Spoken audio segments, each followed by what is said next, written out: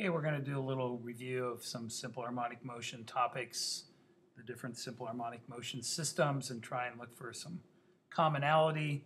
And so kind of the archetype of simple harmonic motion is a spring mass system where we have an ideal spring, so F equals kx, and we have it here on a horizontal system on a frictionless surface. And so a free body diagram shows normal force weight. And if I displace it in the positive x, there's a spring force pulling back on it in the opposite direction. And so we know the sum of the forces equal kx. And it's really, there's a minus here. It's in the opposite direction, but usually when they graph it, they make it positive. So we know the spring force F sub s, graph versus x, is a straight line. The slope is k. And so the idea is to try and characterize any simple harmonic motion system with a graph of the force involved, the restoring force it's called sometimes, versus the displacement. So it might be force versus x, might be the force of gravity versus r, might be torque versus theta, but we can characterize it as a line, straight line relationship. And so the equation for period is the 2 pi square root of inertia over the force constant, where the force constant is the slope of this line. And so for a spring mass system, the inertia is just mass. It's not rotating, so I wouldn't put I there if it's just going back and forth in a straight line. And then the force constant is the slope.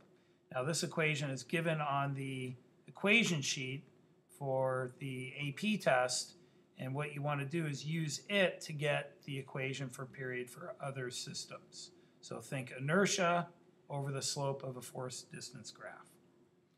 And another relationship we developed was the angular frequency. We know that's a useful concept, and it's very closely related to the angular velocity of something going in a circle. And so something going in a circle goes through 2 pi radians in one period. And so it would be 2 pi over the period, or square root of k over m.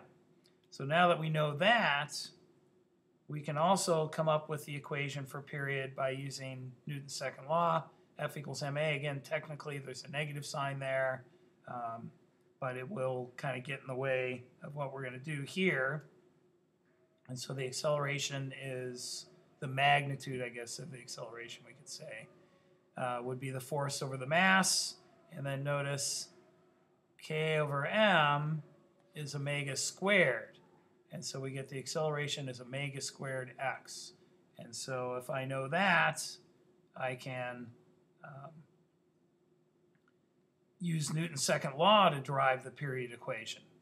And so I know that whatever, if I solve for A, whatever system it is, or alpha, it's going to be the angular frequency squared times x over theta.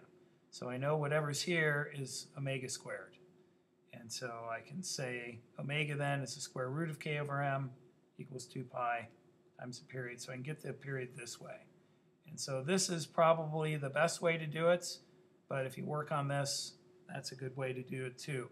So the idea is to take this, which we kind of know pretty well from studying spring mass systems, and also use the same approach to look at simple pendulums, physical pendulums, and torsion pendulums, which I will do in the next videos.